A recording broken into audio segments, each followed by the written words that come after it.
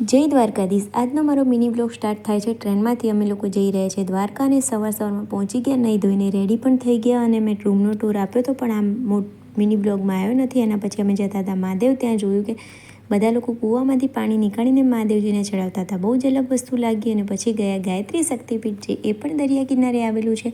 એક લોકલ મંદિરમાંથી એક મંદિર કહેવાય છે। એના પછી ગયા અમે ભડકેશ્વર મહાદેવ મંદિર। ત્યાં તો લોકેશન ઓ માય ગોડ બહુ જ મસ્ત છે। તમે દ્વારકા જાઓ તો જરૂર જજો।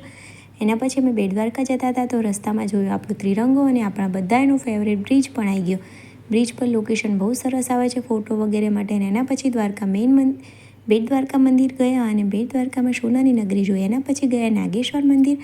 અને તમારે આનો ફૂલ વિડીયો જોવો હોય તો અપેક્ષા શુક્લા વ્લોગ યુટ્યુબમાં સર્ચ કરીને ત્યાં તમને આનો પૂરો વિડીયો ડિટેલમાં મળી જશે। ગોમતી ઘાટ ગયા અને એના પછી દ્વારકાની બજારમાં ફરી અને હોટલમાં આવીને ડિનર કરી અને સૂઈ ગયા। ચલો કાલે મળીએ, બાય બાય।